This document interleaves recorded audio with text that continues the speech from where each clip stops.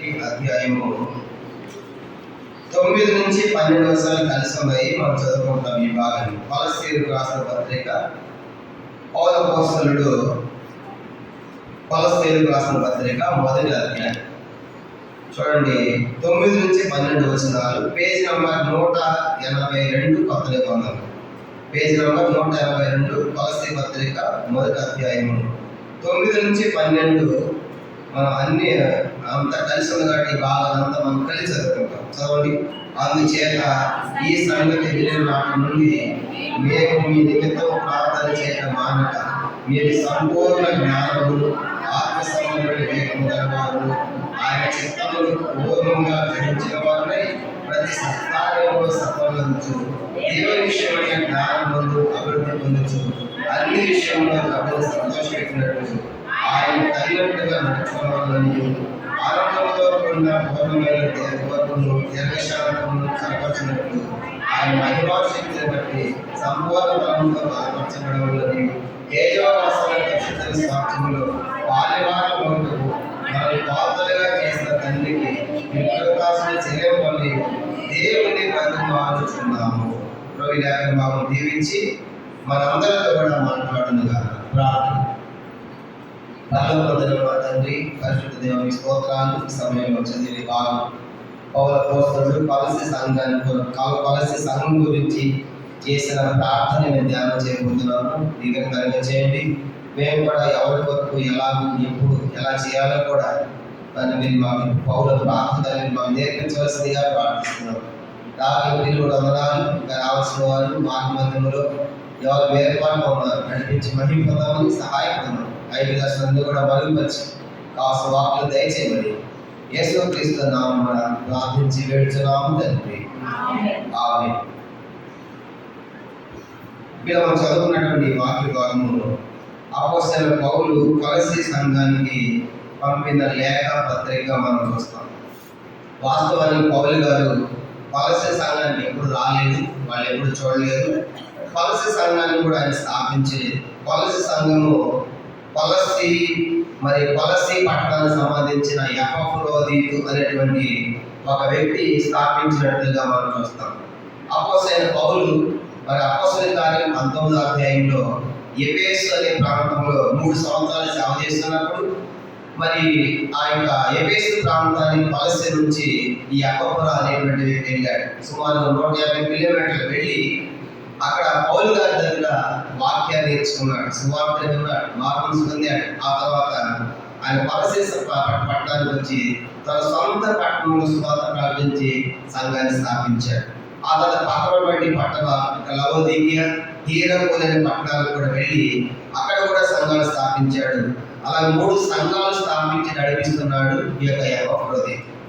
ఆ తర్వాత ఈ కొలస్సీ సంఘము నడిపిస్తున్న సమయంలో కొలస్సీ సంఘంలో కొందరు తత్వవేత్తలు, ఫిలాసఫర్స్, జ్ఞానులైనటువంటి వారు వచ్చి యేసుక్రీస్తు శరీరధారిగా రాలేదు, కానీ దేవునికి మానవునికి మధ్యలో ఆత్మలు ఉన్నాయి. పైన పెద్ద ఆత్మలు, కింద చిన్న ఆత్మలు.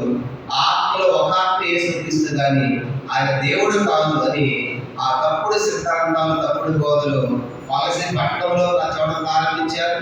అట్లాగే ఆసియా అంతటా కూడా ఈ బోధలు బయలుదేరాయి. అట్లాంటి పరిస్థితుల్లో ఎపఫ్రా ఆ చెప్పే సామర్థ్యం లేక, ఆ తక్కువ బోధనను ఖండించే సామర్థ్యం ఆయన సరిపోక ఈ సంఘాలు పాడైపోకుండా ఉండాలి, వీటిని కాపాడాలనే ఉద్దేశంతో కొలస్సీ నుంచి ఆయన రోమా ప్రాంతానికి వెళ్తాడు.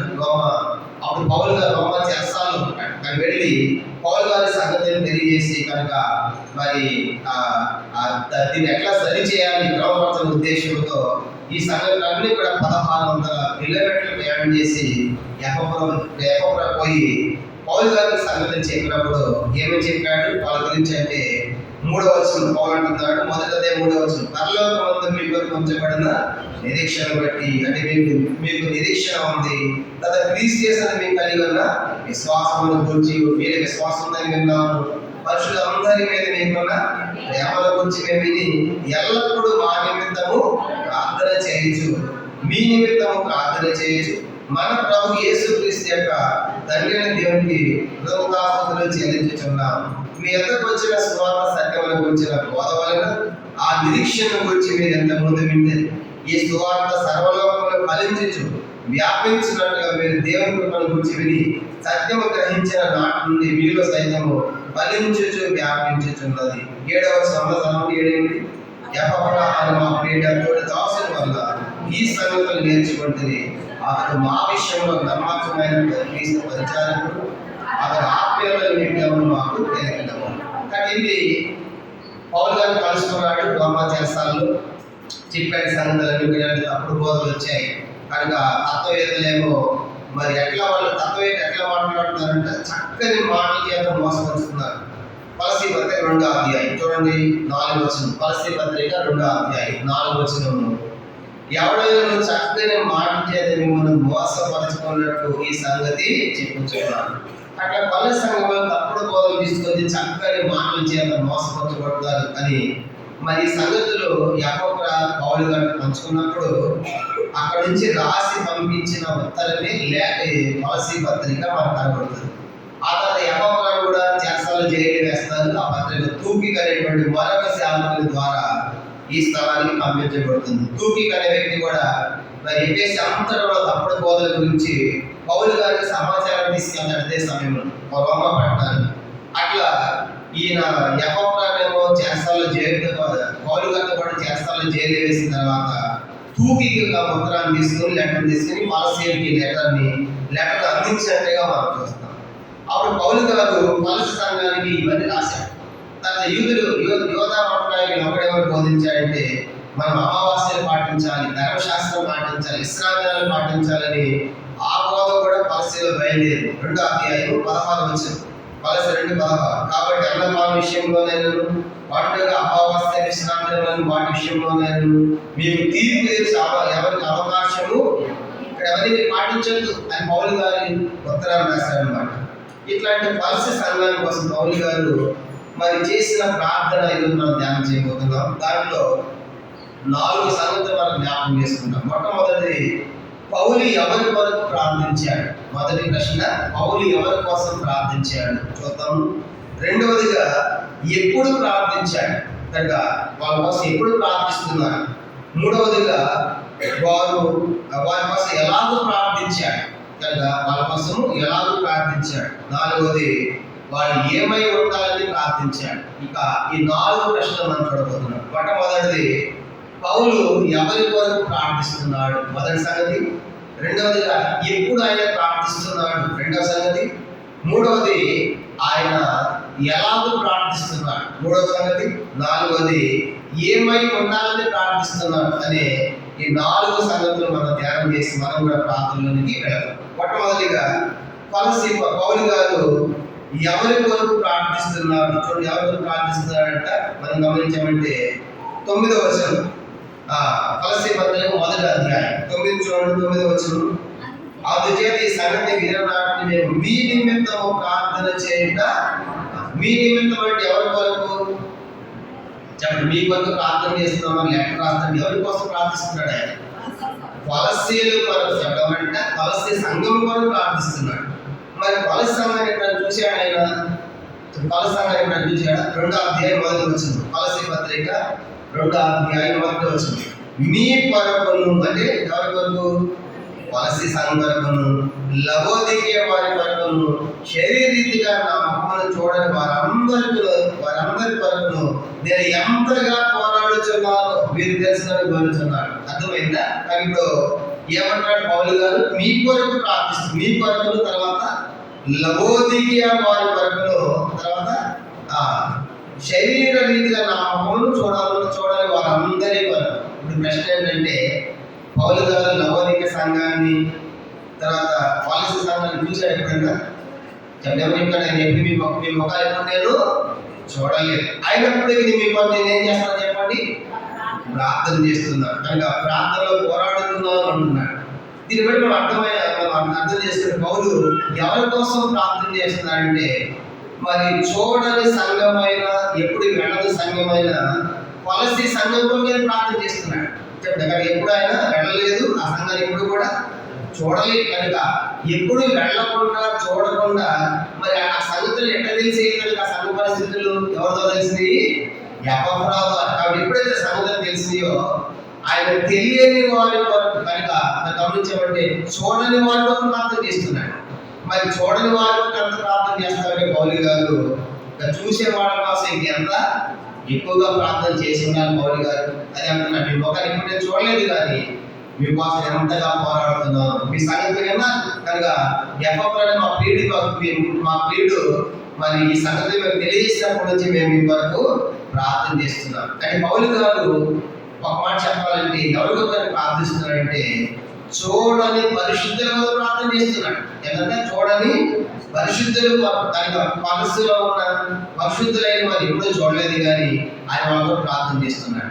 విజ్ఞాపన ప్రార్థన అంటే అదే. మనకి ఎంతో మంది మనం చూడము కానీ ఎంతో మంది వాళ్ళ పరిస్థితులు మనకి చెప్తా ఉంటారు, అయ్యే మా కొరకు ప్రార్థన చేయండి, వాళ్ళ మాకు ప్రార్థన చేయండి, వాళ్ళు ఎవరికి ఎక్కడుందో మనకు తెలియదు కనుక ఏమైతే మనకు తెలియదు కానీ వాళ్ళ విషయం మనకు తెలియజేసినప్పుడు వాళ్ళ సమస్త పరిశుద్ధుల కోసం మనం ప్రార్థన చేయాలంట. ఎఫెసీ పత్రిక 6వ అధ్యాయం.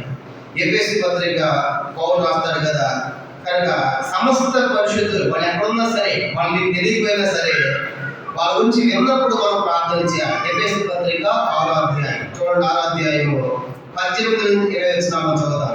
ఎఫెసీ పత్రిక 6వ అధ్యాయము, ఎఫెసీ పత్రిక 6వ అధ్యాయం 18 నుంచి 20 ఆత్మలో ప్రతి సమయంలో ప్రతి విధమైన ప్రార్థనలు విజ్ఞాపనం చేయించు ఆ విషయమై సమస్త పరిశుద్ధుల నిమిత్తము పూర్ణమైన పట్టుదల విజ్ఞాపనం చేసి మెలకుగా ఉండు. మరియు నేను దేని నిమిత్తము రాయబారిన సంఖ్యలో ఉన్నాను, ఆ సువార్త మనము ధైర్యంగా తెలియజేయటకు నేను మాటలు నోరు తెస్తాను. బాగుంటాడు కదా, సమస్త పరిశుద్ధుల వల్ల చేయండి కనుక వాళ్ళని తెలియకపోవచ్చు, కనుక వాళ్ళు మీరు చూడకపోవచ్చు. కాసేపు పై తీసుకున్నాం, బాపై కదా బాపై కదా గమనించామంటే చెప్పే సంగతి మనం జ్ఞాపకం చేసుకున్నప్పుడు ఆయన చూడండి మరి పరిశుద్ధుల కోసం ప్రార్థన చేస్తున్నాడు. అర్థమైంది కనుక మనం కూడా సమస్త పరిశుద్ధుల కోసం మనం ప్రార్థన చేయాలి. చాలాసార్లు మన ప్రార్థన ఎట్లా ఉంటాయి అంటే మనము, మన కుటుంబం, మన పిల్లలు, మన సంఘమే, మరి మిగతా పరిశుద్ధులు సమస్త పరిశుద్ధులు కనుక ఆయా ప్రదేశాల్లో ఉన్నటువంటి వాడు. మరి పౌలు గారు ఒక సంఘం కాదు, ఒక శిష్యుడు కాదు, ఎంతో మంది ఉన్నారు. అట్లాంటిది ఎంతో మంది ఉన్నప్పటికీ ఆ పరిశుద్ధులు అందరితో కనిపిస్తే ప్రార్థన మనం చూస్తాం. కానీ ఈరోజు మనం ఈ విజ్ఞాపన ప్రార్థనలో ఎప్పుడు మన కుటుంబం, మన సమస్యలు, మన సంఘమే కాకుండా ప్రపంచంలో ఉన్న సమస్త పరిశుద్ధుల కోసం మనం ఏం చేయాలి? ప్రార్థన చేయాలి. ఫిలిప్పీ పత్రిక 1వ అధ్యాయం, ఫిలిప్పీ 1వ అధ్యాయం చూడండి 3 నుంచి 6 వచనాలను మనం గమనించామంటే పౌలు గారు ఏమని రాస్తున్నాడు? ఫిలిప్పీలు రాసిన పత్రిక ఆయన అక్కడ ఎంతో మంది కోసం ఆయన ప్రార్థిస్తున్నాడు. ఫిలిప్పీలు రాసిన పత్రిక 1వ అధ్యాయం 3 నుంచి 6 వచనాలు. మొదటి దినం నుండి ఇదివరకు స్వార్థ విషయంలో నాతో వారిని చూసి మీరు శక్తిని ఆరంభించిన వాడు యేసుక్రీస్తు దినం వరకు దాన్ని కొనసాగించాలని ఒడిగా గమనించున్నాను. కనుక మీ అందరి నిమిత్తం నేను ప్రతి ప్రార్థనలు ఎల్లప్పుడూ సంతోషంతో ప్రార్థన చేయొచ్చు. నేను మిమ్మల్ని జ్ఞాపకం చేసుకున్నప్పుడల్లా నా దేవుని కృతజ్ఞతాస్తుతులు చెల్లించున్నాను. ఫిలిప్పీల కోసం ప్రార్థన చేస్తున్నాడు, కొలసీలు ప్రార్థన చేస్తున్నాడు. ఆయన తెస్సలోనిక కొరకు కూడా 1వ తెస్సలోనిక 1వ అధ్యాయం అలా పౌలు గారు ఎంతో మంది పరిశుద్ధుల కొరకు ఆయన ప్రార్థిస్తున్నాడు. ఒకరి కొరకు కాదు కనుక 1వ తెస్సలోనిక 1వ అధ్యాయం మనం గమనించామంటే 2-3 వచనాలు. 1వ తెస్సలోనిక 1వ అధ్యాయం 2-3 వచనాలు. విశ్వాసంతో కూడిన మీ పనిని, ప్రేమతో కూడిన మీ ప్రయాసమును, మన ప్రభువైన యేసుక్రీస్తు నందలి నిరీక్షణతో కూడిన మీ ఓర్పును మేము మన తండ్రి అయిన దేవుని యొక్క మాటగా జ్ఞాపకం చేసుకొనుచు మా ప్రార్థనలు మీ విషయమై జ్ఞాపకం చేయొచ్చు. మీ అందరి నిమిత్తం ఎల్లప్పుడూ దేవుని కృతజ్ఞతాస్తుతులు చెల్లించాలి. పౌలు గారు ఇప్పుడు తెస్సలోనిక ప్రార్థన చేస్తున్నాడు. అలా గమనించామంటే ఇంకా 2వ తెస్సలోనిక 1వ అధ్యాయం 2వ తెస్సలోనిక 1వ అధ్యాయము 2వ తెస్సలోనిక 1వ అధ్యాయము మనం గమనించామంటే 3-4 వచనాలు. 2వ తెస్సలోనిక 1వ అధ్యాయం 3-4 వచనాలు. సహోదరులారా మేము ఎల్లప్పుడూ మిమ్మల్ని గురించి దేవునికి కృతజ్ఞతాస్తుతులు చెల్లించుటకు బద్ధకమై ఉన్నాం, ఇది యుక్తమే. ఏలైనగా మీ విశ్వాసం బహుగా అభివృద్ధి పొందుతున్నది. మీ అందరిలో ప్రతి వాడును ఎదుటి వారిని చూపు ప్రేమ విస్తరించుచున్నది. అందువల్ల మీరు హింసలన్నింటిలో మీరు సహించిన శ్రమలలో మీ ఓర్పును విశ్వాసమును చూచి మేము దేవుని సంఘంలో మీ యందు ఆశ్చర్యపడుచున్నాం. ఇలా పౌలు గారు ఇప్పుడు ఎంతమంది కూడా ప్రార్థన చేస్తున్నారు చెప్పండి. ఆయన తెస్సలోనికైలో ప్రార్థన చేస్తున్నాడు, ఫిలిప్పీలో ప్రార్థన చేస్తున్నాడు, కొలస్సీలో ప్రార్థన చేస్తున్నాడు. ఇలాగా ఎంతో మంది మరి చూసిన చూడకపోయిన పరిస్థితుల కొరకు కూడా వాళ్ళ సంగతి తెలియగానే ఎల్లప్పుడూ ప్రార్థన చేస్తున్నాడు. కానీ మొట్టమొదటిగా మనం కూడా ఏం జ్ఞాపకం చేయాలంటే, మనకు కూడా ఏమైనా జ్ఞాపకం చేయబడుతుందంటే, మనం కూడా చూసిన పరిస్థితులు కొరకే కాదు, చూడని పరిస్థితులు ఎంతో మంది ఉన్నారు కానీ ప్రపంచంలో ఉన్నారు కనుక. కానీ ఉదయకాలంలో పౌలు గారు ఎవరు ప్రార్థన చేస్తున్నాడు? మొట్టమొదటిగా కొలస్సీల కొరకు ప్రార్థన చేస్తున్నాడు. కొలస్సీలు చూచాడంటే ఎప్పుడు చూడలేదు కనుక, ఎప్పుడు చూడని వాళ్ళ ముఖాన్ని చూడని వాళ్ళ సంగతులు తెలుసుకున్న పౌలు గారు మరి చూడని వారి వరకే ప్రార్థన పోరాడుతున్నారంటే చూసే వారి కోసం ఎంత ఎక్కువగా ప్రార్థన చేయాలి. కానీ ఉదయకాలం మనము ఇప్పుడు మన సంగతులే కాకుండా, మన సమస్యలే కాకుండా చూడని తెలియని పరిస్థితులు ఎంతో మంది ఉన్నారు. బహుశా మనం వాళ్ళు చూడలేకపోవచ్చు, కానీ వాళ్ళ సంగతులు మనం తెలిసినట్టు మనం తప్పనిసరిగా విజ్ఞాపన చేయాలి. ఇది మొదటి సంగతి. కానీ పౌలు ఎవరు ప్రార్థించాడంటే కొలస్సీల వరకు రాసుకోవాలి. తర్వాత ఆయన చూడని వారి వరకు ప్రార్థన చేస్తున్నాడు. అది మొదటి సంగతిగా మనం జ్ఞాపకం చేసుకున్నాం. రెండవది పౌలు గారు ఎప్పుడు ప్రార్థిస్తున్నాడు చూడండి. ఆయన ఎప్పుడు ప్రార్థిస్తున్నాడంటే రెండో సంగతి చూద్దాం. కొలస్సీ పత్రిక మొదటి అధ్యాయం. కొలస్సీ పత్రిక రెండవదిగా పౌలు గారు మొట్టమొదటి ఎవరి వరకు అంటే చూడని కొలస్సీల వరకు ప్రార్థన చేస్తున్నాడు. మనం కూడా విజ్ఞాపనలో చూడని ఎంతో మంది వాళ్ళ పరిస్థితులు మనకు తెలిసినప్పుడు ప్రార్థన చేయాలి. రెండవదిగా ఎప్పుడు ఆయన ప్రార్థిస్తున్నాడు, ఎప్పుడు ప్రార్థించాడంట అందరం కలిసి 4వ వచనం చూడండి. 4వ వచనం కొలస్సీ పత్రిక మొదటి అధ్యాయం 4వ వచనం చదవండి. పరలోకమందు మీ కొరకు చెప్పండి నిరీక్షణ బట్టి నా క్రీస్తు మీకు కలిగిన విశ్వాసంలో వచ్చి పరిశుద్ధ అంతరాలు మీకు నా ప్రేమను వచ్చి మేము విని ఎల్లప్పుడూ మీ నిమిత్తము ప్రార్థన చేయొచ్చు. ఎప్పుడు ప్రార్థన చేస్తాడంటే ఆయన ఎల్లప్పుడూ చేస్తున్నారు. కనుక ఆయన టైం దొరికినప్పుడు ప్రభా కొలసి సంఘం అయ్యా, నవదేవి సంఘం అయ్యా, హీరపల్లి సంఘం ప్రభా ఆయన తప్ప బోధలు ఆ సంఘాన్ని కాపాడని ఆయన సమయం దొరికినప్పుడు ఎల్లప్పుడూ కూడా ప్రార్థన చేస్తున్నారు. అర్థమైందా? కానీ ప్రార్థన అనేది మన సమయం దొరికినప్పుడు ఎల్లప్పుడూ చేయాలి. కానీ పౌలు గారు ఎప్పుడు ప్రార్థిస్తున్నాడంటే ఆయన ఎల్లప్పుడూ ప్రార్థిస్తున్నాడు. పౌలు గారితో తిమోతి కూడా ఉన్నాడు. అంటే తిమోతి పౌలులు ఇప్పుడు వాళ్ళు చేస్తాలో జైలు ఉన్నప్పుడు ఇప్పుడు సమయం ఎంత ఉంది కాబట్టి వాళ్ళ సమయం దొరికినప్పుడల్లా ఎల్లప్పుడూ ఉంటాడు. ఇంకా ఎల్లప్పుడూ ఇంకా చేస్తున్నారంటే మానక అన్నట్టు 9వ వచనం. కొలస్సీ పత్రిక మొదటి అధ్యాయం 9వ వచనం. అందుచేత ఈ సంగతి విన్నప్పుడు మేము మీ నిమిత్తం ప్రార్థన చేయక మానక అన్నట్టు సరే. కాబట్టి ప్రార్థన ఏం చేయలేదంట, మానడం లేదు. మీ సంగతులు ఎవరినప్పుడు వాళ్ళకి ఎంతో భారం ఉంది. ప్రభా కొలస్సీలు తప్పుడు బోధలు ఏంట, కానీ ఎవరు చెప్పిన మాటని మానక ఎల్లప్పుడూ చేసే ప్రార్థన మనం జ్ఞాపకం చేయబడుతుంది. అదే సమయాలు ఏమన్నాడు కనుక మొదటి సమయాలు గ్రంథము 12వ అధ్యాయం 23వ వచనం అన్నాడు కదా, మీ నిమిత్తం నేను ప్రార్థన చేయుట మాకు ఏమవుతుందంట, యెహోవా విరోధముగా పాపము చేసిన. చదువుదాం. మొదటి సమయాల గ్రంథం 12వ అధ్యాయం. మొదటి సమయాల గ్రంథము 12వ అధ్యాయము 23వ వచనం. మొదటి సమయాలు 12:23. నా మట్టుకు నేను మీ నిమిత్తం ప్రార్థన చేయుట మానుట వలన యెహోవా విరోధముగా పాపము చేసిన వాడు. కానీ మీ నిమిత్తం ప్రార్థన చేసి మానేశాను అనుకోండి, నేను దేవునికి విరోధంగా పాపం చేసినట్టు.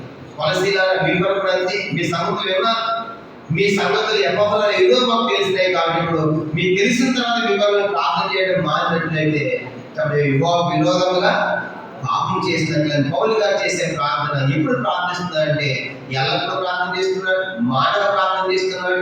అందుకే అది ఎప్పుడు కూడా మనం ఎట్లా ప్రార్థన చేయాలంటే 2వ తిమోతి పత్రిక 2వ అధ్యాయం. 2వ తిమోతి పత్రిక చూడండి పౌలు ఏమని రాస్తున్నాడు. అందుకే మనం సంపూర్ణ భక్తి ఉండాలంటే 2వ తిమోతి పత్రిక మనం గమనించామంటే ఆ మాట చదువుదాము. 2వ తిమోతి పత్రిక 2వ అధ్యాయం మొదటి 4 వచనాలను చదువుదాం. 2వ తిమోతి పత్రిక మొదటి తిమోతి పత్రిక 2వ అధ్యాయం. మొదటి తిమోతి పత్రిక 2వ అధ్యాయం మొదటి 4 వచనాలు. మనము సంపూర్ణ భక్తి మాన్యత కలిగి నెమ్మదిగా సఫలవాద బ్రతుకు నిమిత్తం అన్నిటికంటే ముఖ్యంగా మనుషులందరి కొరకు, రాజుల కొరకు, అధికారుల కొరకు విజ్ఞాపనలు, ప్రార్థనలు, యాచనలు స్థిరవాసులు చేయమని హెచ్చరించున్నాం. గమనించాము వాటిని మనము మరి సంపూర్ణ భక్తి మాన్యత కలిగి ఉండాలంటే మనం ఎల్లప్పుడూ కూడా మనం ప్రార్థన జ్ఞాపకం చేయాలి. రెండవదిగా పౌలు గారు ఎప్పుడు ప్రార్థిస్తున్నాడంటే ఎల్లప్పుడూ చేస్తున్నాడు, మానవ చేస్తున్నట్లుగా మన జ్ఞాపకం చేయబడి రెండవది. మూడవది పౌలు గారు కొలస్సీ సంఘం కోసం మూడవదిగా ఆయన ఎలాగో ప్రార్థించాడు. ఎలా ప్రార్థిస్తున్నాడు? కొలస్సీ పత్రిక చూడండి, కొలస్సీ పత్రిక 1వ అధ్యాయం. ఆయన ఎలాగో ప్రార్థిస్తున్నాడంటే కొలస్సీ పత్రిక 1వ అధ్యాయము 12వ వచనం. కొలస్సీ పత్రిక ఆయనతో ఎట్లా ప్రార్థిస్తున్నాడంటే కొలస్సీ పత్రిక 1వ అధ్యాయము 12వ వచనం చదవండి. 9-10. అందుచేత ఈ సంగతి విననాటిని మేము మీ నిమిత్తం ప్రార్థన చేయక మానకని చివరిలో 13 పైన దేవుని బతిమాలుచున్నాము. ఏం చేస్తాడంటే దేవుని బతిమాలు. ఎలా ప్రార్థన చేస్తున్నాడంటే దేవుని బ్రతిమాలుచున్నాడు. కనుక బతిమాలడం అంటే మాటికి అడగడం, పదే అడగడం. ఒక మాట చెప్పాలంటే యాచించడం, అదే మాట. ఇంకా చెప్పాలంటే అడుక్కోవడం. అర్థమేమో చెప్పాలంటే మాటి బతిమాలడం అంటే యాచించడం, పదే అడగడం, పట్టుదలతో అడగడం. కనుక అడుక్కోవడం, ప్రభా కొలసంగం ప్రభా అని చెప్పేసి ఆయన బతిమాలుచున్నాడు. ఆ మాట చూడడానికి ఎట్లా ప్రార్థిస్తున్నాడు పౌలు గారు? బ్రతిమాలుచున్నాడు. దానియేలు కూడా అలాగే దేవుడు బ్రతిమాలుకున్నాడు. అందుకే సింహాపురం తప్పించబడ్డాడు. దాని గ్రంథం 6వ అధ్యాయం. దానియేలు కూడా దేవుని సన్నిధికి వెళ్ళి ఆయన బ్రతిమాలాడు. దానియేలు గ్రంథం 6వ అధ్యాయం. బ్రతిమాలడం అంటే యాచించడం, పట్టుదలడం, పదే అడగడం, దేవుని దగ్గర అడుక్కోవడం. కనుక దాని గ్రంథం 6వ అధ్యాయం 10-11 వచనాలు చూసినప్పుడు ఆయన ప్రార్థన మనకి ఏమని జ్ఞాపకం చేయబడుతుంది? 10-11 వచనాలు. ఇంటి శాసనం సంతకం చేయబడినని దానియేలు తెలుసుకున్నాను. అతను తన ఇంటికి వెళ్ళి యథాప్రకారముగా అతను ముమ్మారు మోకాడు తన ఇంటి పైకి కిటికీలు యెరూషలేములో తెరవబడి ఉండగా తన దేవుని ప్రార్థన చేయొచ్చు, ఆయన స్తుతించుచు వచ్చింది. ఈ 11 ఆ మనుషులు కుంభకోడి వచ్చి దానియేలు తన దేవుని ప్రార్థన చేయడం, ఆయనను బతిమాలుకొనుట. దానియేలు ప్రార్థన ఎట్లంట? బ్రతిమాలుకోవడం. అర్థమైంది. కనుక ఎంత తగ్గించుకున్నాడు దానియేలు, కనుక బ్రతిమాలుకుంటున్నాడు. అందుకే దానియేలు దేవుని బతిమాడుకోవద్దు, సింహాపురం తప్పించబడ్డాడు. అలాగే యాకోబు కూడా దేవుని బతిమాడుకుంటాడు. యాకోబు కూడా హోషేయ గ్రంథం 12వ అధ్యాయం. హోషేయ గ్రంథం 12వ అధ్యాయము 3-4 వచనాలు చూడండి. హోషేయ గ్రంథం 12వ అధ్యాయం. హోషేయ గ్రంథం 12వ అధ్యాయము 3-4 వచనాలు చూద్దాం. హోషేయ 12వ అధ్యాయము పేజ్ నంబర్ 750. పాత గ్రంథంలో పేజ్ నంబర్ 750. హోషేయ గ్రంథం 12వ అధ్యాయం 3-4 వచనాలు. తల్లి గర్భవతి యాకోబు తన సహోదరుని మడిని పట్టుకొని మగసిరి కలవాడి అతడు దేవునితో పోరాడను, అతని దూతతో పోరాడి జయముందును, అతనికి అన్నిటి విడిచి అతన్ని బతిమాలెను. వ్యాపకుడు విషయాలైనా బతిమాలుకుంటున్నాడు. కాబట్టి ఈ ఉదయకాలము మరి పౌలు గారు పరస్సేలు కోసం ఎట్లా ప్రార్థన చేస్తున్నారంటే ఏదో కాసేపు వెళ్ళిపోవడం కాదు, బతిమలాడుకుంటున్నాడు. అర్థమైందా? కాబట్టి ఉదయకాలం మనం కూడా ప్రార్థన పౌలులాగా దేవుని సన్నిధిలో, దానియేలులాగా, యాకోబులాగా, పౌలులాగా మనం ఏం చేయాలంటే దేవుని సన్నిధిలో బ్రతిమాలుతో. అక్కడ 3 సంగతులు చేశారు. ఒకటి, ఎవరు ప్రార్థించాడంటే పౌలు గారు చూడని సమస్త పరిశుద్ధులైన వలసీలకు, ఎస్వనికి ఎంతమంది కోసం? కనుక చూడని వారందరి కోసం ప్రార్థన చేస్తున్నాడు. రెండో సంగతి విషయంలో ఎప్పుడు ప్రార్థించాడని చెప్పుకున్నాం. రెండవదిగా ఎల్లప్పుడూ మానవ ప్రార్థన చేస్తున్నాడు. మూడవదిగా ఎలా ప్రార్థిస్తున్నాడు? ఆయన బతిమలాడుకోవడం అంటే పట్టుదలతో మాటికి పదే యాచించడం, అడుక్కోవటం. అలాగా ఆయన ప్రార్థించాడు. అది ఇప్పుడు 4వ సంగతి ఏంటంటే పౌలు గారు వారు ఏమై ఉండాలని ప్రార్థిస్తున్నాడు. అది మనం ధ్యానం చేయబోతున్నాం. కనుక 4వ సంగతి వారు ఏమై ఉండాలని పౌలు గారు ఆయన ప్రార్థిస్తున్నాడు. వారు ఏమై ఉండాలని ప్రార్థించాడు అనే దానికి మనం 7 సంగతులు మనం చూసి మనం ప్రార్థనకు వెళ్తాం. కానీ 7 సంగతుల కోసం ప్రార్థన చేసి వాడు ఏమై ఉండాలి, ఎట్లా ఉండాలని చెప్పడానికి 7 ప్రార్థన వారి కోసం చేశాడు. 7 రకాల ప్రార్థన, 7 సంగతులు పౌలు గారి ప్రార్థనలు వారి కోసం చేశాడు. ఒక 4వదిగా వారు ఏమై ఉండాలని ప్రార్థిస్తున్నాడు చూద్దాము. కొలస్సీ పత్రిక 1వ అధ్యాయం 9 నుంచి 12 వచనాల్లో 7 సంగతుల కోసం ఆయన ప్రార్థన చేశాడు. కొలస్సీ పత్రిక 1వ అధ్యాయం 9, 12 మనం చదువుకున్నాం కదా. ప్రారంభంలో 9 నుంచి 12 వచనాలు చదివా. వీటిలో పౌలు గారు కొలస్సీ సంఘంలో ఏమై ఉండాలని ప్రార్థన చేశాడంటే వారు 7 అంతలుగా అభివృద్ధి పొందాలని ప్రార్థన చేస్తారు. దాంట్లో మొట్టమొదటి వాళ్ళు ఏమై ఉండాలంటే మొదటి సంగతి చదువుదాం. 9వ వచనం, అందుచేత ఈ సంగతి విన్ననాటి నుండి మేము మీ నిమిత్తం ప్రార్థన చేయక మానక. మొదటి, మీరు సంపూర్ణ జ్ఞానమును ఆత్మ సంబంధం వివేకమును గలవారు. చాలా మొదటి ఎట్లా ఉండాలంటే పరిశీలన మీకోసం మేము ఏమని ప్రార్థన చేస్తున్నామంటే మీరు సంపూర్ణ జ్ఞానము పొందాలి, ఆత్మ సంబంధ వివేకం కలిగి ఉండాలి. కనుక ఎవరు చెప్తూ వాడు ఎవరు పడితే వాళ్ళు చెప్పింది నమ్మకూడదు, తప్పుడు పొందాడు తిరగకూడదు. వాటికి ఏం చేయాలంటే సంపూర్ణమైన జ్ఞానాన్ని పొంది ఆత్మ సంబంధమైన వివేకము గలవారు ఉండాలి అని మీ పక్క మేము ప్రార్థన చేస్తున్నాం.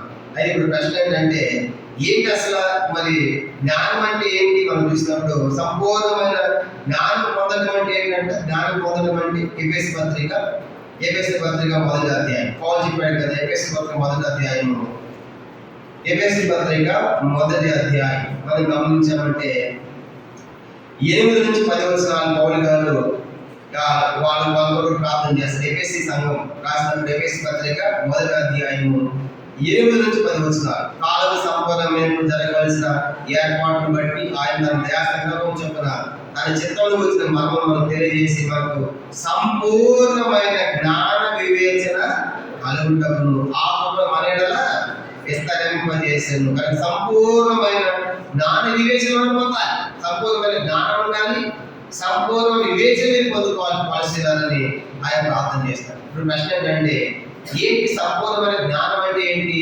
ద్వితీయోపదేశకాండం చూడండి. సంపూర్ణ జ్ఞానం పొందుకోవడం అంటే ద్వితీయోపదేశకాండం 4వ అధ్యాయం. సంపూర్ణమైన జ్ఞానం పొందుకోవడం అంటే ద్వితీయోపదేశకాండం 4వ అధ్యాయము 6వ వచనం. సంపూర్ణమైన జ్ఞానము సంపూర్ణ వివేకం పొందుకోవాలని చెప్పాడు కదా. ఏంటి సంపూర్ణమైన జ్ఞానము సంపూర్ణ వివేచన పొందుకోవడం అంటే ద్వితీయోపదేశకాండం 4వ అధ్యాయం 6వ వచనం. అందరం కలిసి ద్వితీయోపదేశకాండం 4వ అధ్యాయము 6వ వచనం చదవండి. ఈ కట్టలన్నింటినీ మీరు గైకొని ఆలస్యంగా వాటిని గురించి చెప్పిన జనదృష్టికి అదే మీకు జ్ఞానము, అదే మీకు వివేకం. చెప్పేంటే జ్ఞాన వివేకం అంటే ఏంటంట? ఆయన కట్టడలను ఆయన ఆజ్ఞలను గైకొనటమే జ్ఞానం. అంతా చెప్పండి ఏదంటే జ్ఞానం అంటే ఆయన కట్టడలను అనుసరించి నడుచుటయే జ్ఞానం. అర్థమైంది కాబట్టి అంటే ఇప్పుడు కొలస్సీలు సంపూర్ణ జ్ఞానం పొందాలి. అర్థమేంటి? కొలస్సీల మీరు సంపూర్ణమైన ఆయన కట్టడలను అనుసరించి నడుచుకోవాలి, అదే మీకు జ్ఞానం. కాబట్టి ఎప్పుడైతే దేవుని యొక్క కట్టడలు దేవుని యొక్క ఆజ్ఞలు మనం గైకొంటామో వాటిని పాటిస్తామో అదే మన జ్ఞానం. కనుక మరి వివేకం అంటే ద్వితీయోపదేశకాండం, మరి అదే యోబు గ్రంథం. ఇంకో మాట చూద్దాము. జ్ఞానం అంటే ఇంకో మాట చూద్దాం, నిర్వచనం చూడండి. యోబు గ్రంథం జ్ఞానం అంటే ఒకటి ఆయన కట్టడలు గైకోవడమే జ్ఞానం. రెండవది ఇంకో నిర్వచనం కూడా యోబు చెప్పాడు. యోబు గ్రంథం 28 బాగుకి పెట్టుకోవచ్చు. యోబు గ్రంథము 28వ అధ్యాయము 28వ వచనంలో రెండవదిగా ఏంటి జ్ఞానం అంటే అనేది రెండవ నిర్వచనం కూడా మనం చూస్తాం. చూడండి యోబు గ్రంథం 28:27 చదువుదాము. మరి యెహోవా యందు భయభక్తులే జ్ఞానమనియు దుష్టార్థం విడిచే వివేకమను ఆయన నరులకు సెలవు. ఇప్పుడు చెప్పండి ఇక్కడ జ్ఞానం అంటే ఏంటంట? దేవుని యందు భయభక్తులే అదే విజ్ఞానం. వివేకం అంటే దుష్టార్థమును విడిచిటే వివేకం. కానీ పౌలు గారి ప్రార్థన మొదటి ప్రార్థన ఏంటి? కొలస్సీలు సంపూర్ణ జ్ఞానం సంపూర్ణ వివేచన కలిగి ఉండాలంటే ఒకటి వాళ్ళు ఆయన ఆజ్ఞలు కట్టడలు అనుసరించి భయభక్తులతో ఉండాలి. రెండు చెడుతనము దుష్టాత్మను విడిచడమే వివేకం. కాబట్టి అంటే ఇప్పుడు కొలస్సీ సంఘము సంపూర్ణమైన జ్ఞానం సంపూర్ణ వివేచన కలిగి ఉండాలంటే మనకి ఏం జ్ఞాపకం చేయబడుతుంది? మొదటి సంగతి వాళ్ళు ఆయన ఆజ్ఞలు కట్టడలు గైకొని భయభక్తులతో ఉండి ఆ చెడుతనం దుష్టత్వం విడిచి వాళ్ళు జీవించాలి. ఇది పౌలు గారు అట్లా కొలస్సీ సంఘం ఉండాలని పౌలు గారు చేసే మొదటి ప్రార్థన మనం చూస్తాం. రెండోది ఇంకేంటో ఉన్నారంటే వాడు కొలస్సీ పత్రిక మొదటి అధ్యాయం చూడండి. కొలస్సీ పత్రిక రెండవదిగా వారు ఏమై ఉండాలని రెండో సంగతి ప్రార్థిస్తున్నాడు. కొలస్సీలకు రాసిన పత్రిక మొదటి అధ్యాయము ఆ తర్వాత భాగం 12వ వచనంలోని రెండో భాగం తర్వాత భాగం చూడండి. ఆయన చిత్తమును పూర్ణముగా గ్రహించిన వారునై. రెండో సంగతి చెప్పండి. రెండోది ఏంటంటే ఆయన చిత్తమును పూర్ణముగా గ్రహించిన వారై ప్రతి సత్కార్యములలో సఫలులగుచు. చాలండి, అది రెండో సంగతి. రెండవదిగా ఆయన చిత్తాన్ని మీరు పూర్ణముగా గ్రహించి ప్రతి సత్కార్యములు కూడా సఫలమైపోవాలి. అంటే మీరు దేవుని యొక్క చిత్తాన్ని తెలుసుకోవాలి, దేవుని యొక్క చిత్తాన్ని జరిగించాలి, దేవుని యొక్క చిత్తానుసారంగా జీవించాలి అన్నది పౌలు గారి యొక్క ప్రార్థన అన్నమాట.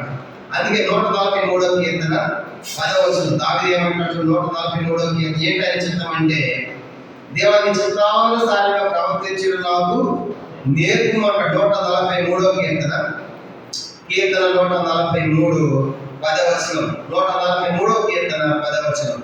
నీవే నా దేవుడవు, నీ చిత్తానుసారంగా ప్రవర్తించడం నాకు నేర్పుము. ఎప్పుడైతే దేవుని యొక్క చిత్తాన్ని మనం జరిగిస్తామో మనం సఫలం అవుతాం. దేవుడు చెప్పింది చేస్తే అది సక్సెస్ఫుల్ అవుతుంది అనమాట. విజయాన్ని పొందుతాం. మనం సొంతంగా వెళ్ళి నష్టపోతాము. కానీ దేవుని చిత్రము కనిపెట్టి ప్రార్థన చేసి దేవుని చిత్తాన్ని జరిగించినప్పుడు మనము సఫలులు అవుతాం.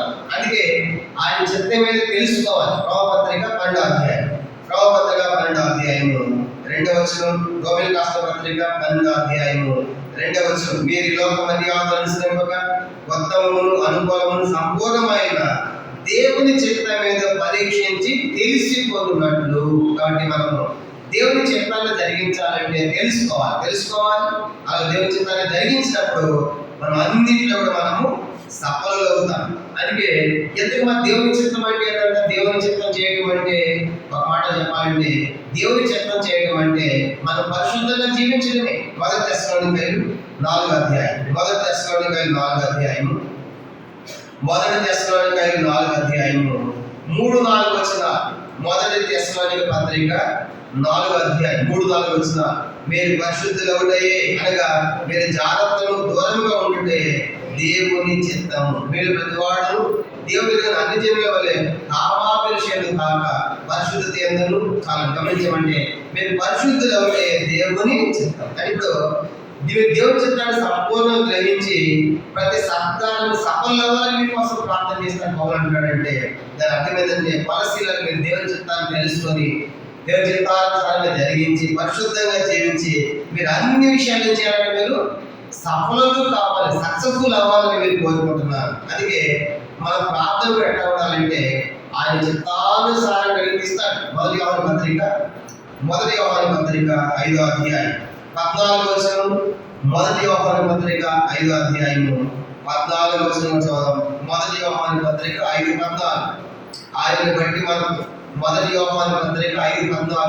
ఆయనను బట్టి మనం కలిగిన ధైర్యం ఎదనగా ఆయన చిత్తానుసారంగా మనం ఏది ఎడతను ఆయన మన మనవి ఆలకించున్నది. కానీ రెండోది పాలసీల కోసం పౌలు గారు ఏమని ప్రార్థిస్తున్నాడు? వారు ఎట్లా ఉండాలంట?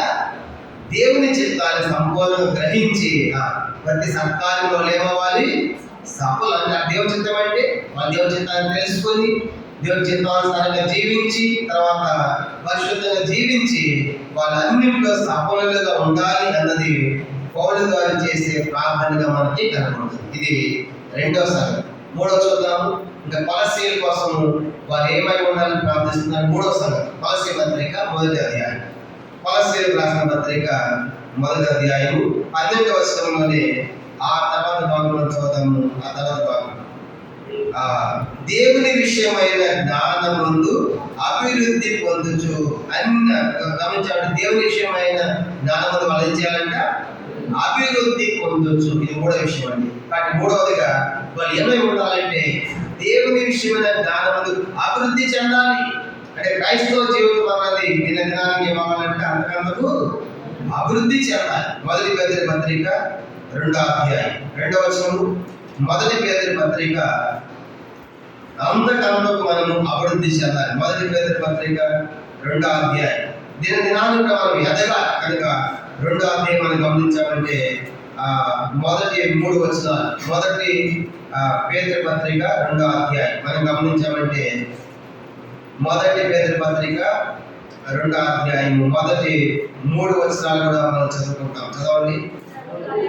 బహుదారి గురించి సమస్తమైన దుష్టత్వం, సమస్తమైన కాపడం, వ్యాధి, అసహ్యం, సర్వదోషాలు మాటలు మాని కొత్తగా జన్మించిన శిశువులు పోలిన వారి నిర్మల మార్గంలో రక్షణలో విషయం ఎదుగు నిమిత్తం రక్షణలో ఎదుగు నిమిత్తం దినానికి కూడా మనము దేవుని ఏం చేయాలంటే మనము ఎదగాలి, అభివృద్ధి చెందాలి. అది 2వ పేతురు పత్రిక 3వ అధ్యాయం 18వ వచనం చూడండి. 2వ పేతురు పత్రిక 3వ అధ్యాయం 18వ వచనం. మన ప్రభువును రక్షకుడైన యేసుక్రీస్తు అనుగ్రహించిన కృప యందు జ్ఞానమందు అభివృద్ధి పొందుడి. క్రైస్తవ జీవితంలో మనం దినదినానికి అభివృద్ధి పొందాలి. ఇప్పుడు దేవుడు నమ్ముకున్నాం కదా, ఇంకా సరిపోయేది అనుకోకూడదంట. ఎఫెసీ పత్రిక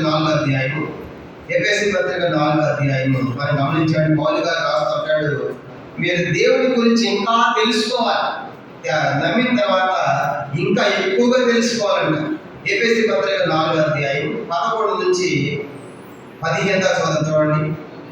ఎఫెసీ పత్రిక 4వ అధ్యాయం 11 నుంచి 15 దాకా నేను చదువుతున్నాను. మనం అందరం విశ్వాస విషయంలోను దేవుని కుమారుని గురించిన జ్ఞాన విషయంలోను ఏకత్వాన్ని పొంది సంపూర్ణ పురుషుల భగవాన్ అనగా క్రీస్తులో కలిగిన సంపూర్ణతకు సమానమైన సంపూర్ణత కలవారి ఒకటకు ఆయన ఎలా నియమించారు. పరిశుద్ధులు సంపూర్ణమైనట్టు క్రీస్తు శరీరము క్షేమాభివృద్ధి చెందినప్పుడు పరిచయ ధర్మం జరుగుటకు ఆయన కొందరు అపోస్తలు కానీ, కొందరి ప్రవక్తలు కానీ, కొందరి సువార్తికులు కానీ, కొందరిని ప్రవక్తలు కానీ, కొందరిని కాపరులు కానీ, ఉపదేశాలు నియమించారు అని చెప్తా. మనం ఏం చేయాలంటే 15 వచనంలో ప్రేమ కలిసి సత్యము చెప్పి క్రీస్తులకు అన్ని విషయంలో మనము ఎదుగుదాము. కరెక్ట్గా క్రైస్తవ జీవితం అనేది మనం తెలుసుకున్న తర్వాత దేవుల్లో ఇంకా ఎక్కువగా తెలుసుకోవాలి. ఎఫెసీ పత్రిక 1వ అధ్యాయం చూడండి. ఎఫెసీ పత్రిక 1వ అధ్యాయం 17-19 వచనాలు కూడా. ఎఫెసీ పత్రిక 1వ అధ్యాయం 17-19. మరియు మేము మనోనేత్రములు పెరిగింపబడినందున ఆయన పిలిచిన పిలుపుల నిరీక్షణతో పరిశుద్ధులందరిలో ఆయన స్వాస్థ్యం యొక్క మహిమేశ్వరతో ఆయన క్రీస్తు చేసిన విలువపరిచిన పరాశయములను బట్టి విశ్వసించి మన ఆయన చూచిన తన శక్తి యొక్క అపరిమితమైన మహత్యమేంటో మీరు తెలుసుకోవాలని. తర్వాత మన ప్రభు యేసుక్రీస్తు యొక్క దేవుడైన మహిమాస్వరూపమైన తండ్రి నన్ను తెలుసుకున్నది మీకు జ్ఞానమును ప్రత్యక్ష మనసును అనుగ్రహించినట్లు నేను ఆ ప్రార్థన గురించి జ్ఞాపకం చేయొచ్చు. కాబట్టి దేవుని గురించి మనం దేవుని తెలుసుకునే ప్రశ్న ఏంటంటే, మనం దేవుని తెలుసుకున్నామా తెలుసుకోలేదా? దేవుని తెలుసుకున్నాం, కానీ ఇప్పుడు ఏం చేయాలంటే తెలుసుకోవాలి ఇంకెంతో ఉంది దేవుని గురించి. కానీ మనం కొంచెమే తెలుసు, కానీ ఇంకా అదంతా తెలుసుకోవాలి మీరు. కనుక ఆ జ్ఞానాన్ని పొందాలి. పౌలు గారి ప్రార్థన అనమాట. కనుక మేము దేవుని తెలుసుకున్నాం అని సరిపోతాం. తెలుసుకున్న మనము తెలుసుకోవాల్సింది ఎంతో ఉంది. అందుకే ఇరిమ్యాగ్రంథం 9వ అధ్యాయం 24వ వచనం చూడండి. ఇరిమ్యాగ్రంథము 9వ అధ్యాయం అవన్నీ తెలుసుకోవాలంట. దాన్ని బట్టి సంతోషిస్తాడు. ఇరిమ్యాగ్రంథం 9వ అధ్యాయం 24వ వచనం. 9:24 అతిశయించువాడు దేని బట్టి అతిశయింపాలనగా భూమి మీద కృప చూపచ్చు నీతి న్యాయం కలిగించిన యెహోవా నేనే అని గ్రహించి నన్ను పరిశీలనగా తెలుసుకున్నది బట్టి అతిశయములను అట్టి వారిని ఆనందించమని వస్తాను. దేవుడు మనము పరిశీలన తెలుసుకోవాలి, అర్థమైంది. కాబట్టి అది చాలా ప్రాముఖ్యమే. కాబట్టి ఇప్పుడు పరిశీలన కోసం ఏం ప్రార్థన చేస్తాను? 3వదిగా వీడు దేవునిలో దేవుని జ్ఞానాన్ని పొంది ఎదుగుచు ఆ దేవుని గురించి బాగా మీరు తెలుసుకోవాలి. దేవుని బాగా తెలుసుకోవాలి. ఒక మాట చెప్పాలంటే పౌలు గారు కూడా ఆయన ఏం తెలుసుకోవాలని కోరుతున్నారు తెలుసా? ఫిలిప్పీ 3వ అధ్యాయం 10-11 వచనాల్లో ఆయన పునరుత్థాన బలమును ఎరుగు నిమిత్తం కనుక ఆయన శ్రమలో పాలివాడు ఏంటిదో తెలుసుకుని నిమిత్తం చదవమాట. ఫిలిప్పీ రాసిన పత్రిక దేవుడు తెలుసుకోవడం అంటే ఆయన శ్రమలలో కూడా ఎన్ని పాలివారు ఉండాలో తెలుసుకోవాలంట. కనుక అది చాలా ప్రాముఖ్యమైనది. ఫిలిప్పీ రాసిన పత్రిక 3వ అధ్యాయం 10-11 వచనాలు. ఫిలిప్పీ 3వ అధ్యాయం 10-11. ఏ విధము చేతనైనను మృతుల్లో నుండి నాకు పునరుత్థానం కలుగవలెను. ఆయన మన విషయంలో సమాధానంలో కలవండి. ఆయన పునరుత్థాన బలం ఎరుగు నిమిత్తము ఆయన శ్రమలో పాలి ఎరుగు నిమిత్తము సమస్తం నష్టపరుచుకుని పెంటతో సమానముగా. కానీ పౌలు గారు ఏం తెలుసుకోవాలంటే ఆయన శ్రమలు తీసుకోవాలి, ఆయన కొడుతున్న దాంట్లో వాళ్ళు పొందాలి. కనుక అర్థమైతే అలా తెలుసుకోవాలండి. అంటే ఎంత లోతులు పౌలు గారు వెళ్ళిపోయాడు. కానీ ఇప్పుడు అందుకే పౌలు గారు ఇప్పుడు ఫస్ట్ వలసీల కోసం ఏమైనా ప్రార్థిస్తారంటే వాళ్ళ మీద దేవుని జ్ఞానం ఉన్నది, ఏం చేయాలంటే అభివృద్ధి పొందొచ్చు. ఆ దేవుడిని ఎక్కువగా మీరు తెలుసుకోవాలి అని ప్రార్థిస్తున్నారు. ఇది మూడో సంగతిగా మనం జ్ఞాపకం చేయబడుతుంది. 3 విషయాల కోసం ప్రార్థన చేయండి. మొదటి చెప్పండి, వాళ్ళ సంపూర్ణమైన జ్ఞానము, ఆత్మ సంబంధ వివేకము కలవాలని ఉండాలి. రెండవదిగా ఆయన చిత్తాన్ని గ్రహించి అన్ని విషయాలు సఫలం అవ్వాలి. మూడవదిగా దేవుని యొక్క ఆ జ్ఞానాన్ని పొంది వాళ్ళ అభివృద్ధి చేయడానికి తెలుసుకోవాలి. మూడవది. 4వ సంగతి చూద్దాం. కొలస్సీ పత్రిక మొదటి అధ్యాయం ఆ తర్వాత భాగం 9-12 తర్వాత భాగం చూడండి. అన్ని విషయములలో ప్రభువును సంతోష పెట్టున్నట్లు చూడమాట. ఏదంటే కొలస్సీ సంఘము ఎట్లా ఉండాలని ప్రార్థిస్తున్నాడు. కొలస్సీ సంఘము అన్ని విషయాలు దేవుని చేయాలంటే సంతోష పెట్టాలి. అది చాలా ప్రాముఖ్యం. కానీ మీకోసం కొలస్సీ సంఘం పౌలు ప్రభా ఈ కొలస్సీ సంఘం ఎప్పుడు నేను సంతోష పెట్టేదిగా చెయ్యి అని కొలస్సీ లవోదిక ఆ సంఘాల కోసం ప్రభు చేసే ప్రార్థన మనం చూస్తాం. అది తెస్సలోనిక సంఘం అంట దేవుని ఎప్పుడు సంతోష పెట్టిందంట. మొదటి తెస్సలోనిక 4వ అధ్యాయం. ఈ తెస్సలోనిక సంఘం అన్నది దేవుని ఎప్పుడు సంతోష పెట్టిందిగా మనకు రాయబడింది. మొదటి తెస్సలోనికలు 4వ అధ్యాయము మొదటి 2 వచనాలు. మొదటి తెస్సలోనికలు 4వ అధ్యాయం మొదటి 2 వచనాలు. మెట్టుకు సహోదరులారా, మేము ప్రభువైన యేసు ద్వారా మీకు ఇచ్చిన ఆజ్ఞలు మీరు ఎరుగుదురు కాగా మీరు ఎలా నడుచుకుని దేవుని సంతోషపరచమను మా వల్ల నేర్చిన ప్రకారముగా మీరు నడుచుకొనుచున్నారు. చాలా కనుక మీరు నేర్చుకుని దేవుడు ఎలా సంతోషపడాలి నేర్చుకున్నారు. తెస్సలోనిక సంఘం అంటే దేవుని సంతోషపెట్టే సంఘంగా మనకు కనబడుతుంది. అట్లాగే ఇప్పుడు కొలస్సీ సంఘంగా ఎట్లా ఉండాలి, దేవుణ్ణి సంతోషపెట్టేది ఉండాలని పౌలు గారు వాళ్ళ కోసం ప్రార్థిస్తున్నాడు. ఈ ప్రశ్న ఏంటంటే మరి ఎప్పుడు దేవుడు మనం దేవుడు ఎట్లా సంతోష పెట్టగలం? దేవుడు ఎప్పుడు సంతోషపడతాడు మన గురించి? కీర్తన 37 మనం ఏం చేసి దేవుని సంతోషం అంట. కీర్తన 37వ కీర్తన 23వ వచనం.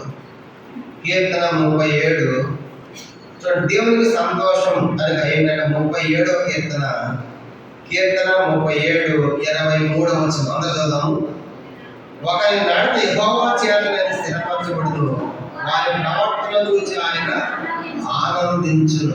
మొట్టమొదటి ఏంటంటే నువ్వు స్థిరముగా ఉండి నీ ప్రవర్తన సరిగా ఉంటే నీ సంతోషం, నీది బట్టి సంతోషం. అది మొట్టమొదటి దేవుడి కోరుకుంటే ఏంటంటే నువ్వు స్థిరమైన ప్రవర్తన కలిగి ఉండాలి. కాబట్టి ఎప్పుడైతే మనం స్థిరమైన ప్రవర్తన కలిగి ఉంటామో దేవుడు సంతోషపడతాడండి. దాన్ని చెదిరిపోకుండా తప్పిపోకుండా కనుక మనం ఉండి స్థిరమైన ప్రవర్తన మనం కలిగి ఉన్నప్పుడు దాన్ని బట్టి ఆయన సంతోషిస్తున్నాడు. రెండవది ఎట్లా సంతోషపడతాడు ఆయన? కీర్తన 147. మన దేవుడు ఎట్లా సంతోషపెట్టాలంటే మరి ఎట్లా సంతోషపెట్టాలంటే మొట్టమొదటిగా మన ప్రవర్తన ద్వారా సంతోషం ఉండాలి. రెండవది కీర్తన 147వ కీర్తన 10-11 వచనాలు. 147వ కీర్తన 10-11 వచనాలు. గుర్రముల బలమునందు ఆయన సంతోషించాడు, నరుల కాలి సొంత మీద ఆనందించాడు. ఆ 11 చదవండి.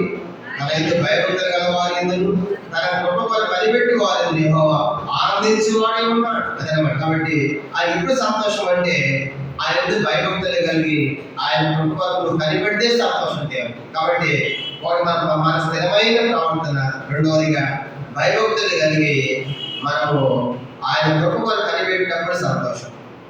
తర్వాత హగ్గయి అన్నాడు కదా, మందిరాన్ని కట్టినప్పుడైనా సంతోషం. అంటే మందిర సంబంధమైన కార్యక్రమాలు సేవ జరుగుతూ ఉంటే, మందిరం జరుగుతూ ఉంటే హగ్గయి గ్రంథం చూద్దాం. హగ్గయి గ్రంథం మొదటి అధ్యాయం చూడండి ఏమంటాడు. అది నాకు సంతోషం. మందిరము కట్టుట వలన ఆయనకు ఆనందమైన మందిరాలుగా దేవుని సంఘం, దేవుని కార్యక్రమాలు, దేవుని సేవ. హగ్గయి గ్రంథం మొదటి అధ్యాయము 8వ వచనం. Page number 775. Page number 775. హగ్గయి గ్రంథం మొదటి అధ్యాయము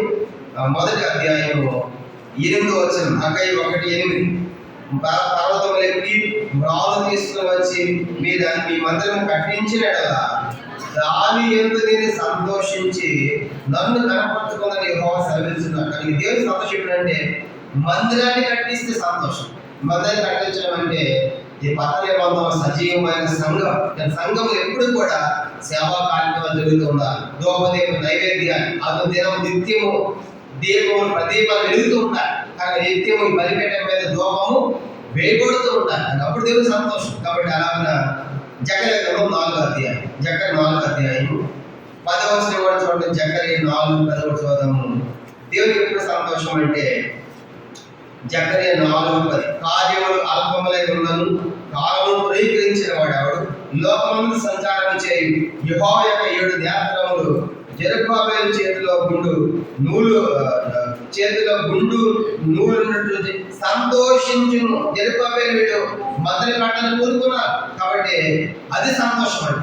కాబట్టి ఇప్పుడు 4వ ప్రార్థన ఏంటంటే కొలస్సీయుల కోసం పౌలు వేసే ప్రార్థన 4వది. మన దేవుని అన్ని విషయాల్లో కొలస్సీయులు ప్రభావిని సంతోషపెట్టేట్లు చేయి అని 4వదిగా వాళ్ళ కోసం చేసే ప్రార్థన మనం చూస్తాం. 5వ చూద్దాము. కొలస్సీ పత్రిక 5వదిగా ఇంకా కొలస్సీ సంఘం కోసం వారు ఏమై ఉండాలని పౌలు ప్రార్థిస్తున్నాడు. 5వ తలంపు కొలస్సీ పత్రిక 1వ అధ్యాయం. ఆ తర్వాత సంగతి 9-12 రాయబడింది. తర్వాత భాగం చూడండి. ఆయనకు తగినట్లుగా నడుచుకున్న వలన ఆనందముతో కూడా పూర్ణమైన ఓర్పును దీర్ఘశాంతమును కనపరుచినట్లు ఆయన మహిమాశక్తిని బట్టి సంపూర్ణ బలముతో బలపరచబడను. కాబట్టి 5వదిగా ఆనందముతో కూడిన ఓర్పును దీర్ఘశాంతమును కనబడాలి. కాబట్టి పౌలు 5వదిగా కొలస్సీ సంఘం ఎక్కడాలని కోరుకుంటాడంటే ప్రార్థనలో వాళ్ళ ఆనందముతో కూడా పూర్ణమైన ఓర్పు ఉండాలి, దీర్ఘశాంతం ఉండాలి. అని ఇప్పుడు ఆ సంఘస్థులకి ఓర్పు ఉండాలి, దీర్ఘశాంతం కూడా ఉండాలి అని పౌలు కోరుతున్నాడు. ఈ రెండు చాలా ప్రాముఖ్యమైనవి. పూర్ణమైన ఓర్పు అంటే ఎంతో ఓర్చుకోవాలి, ఎన్ని పరిస్థితులు ఓర్చుకోవాలి.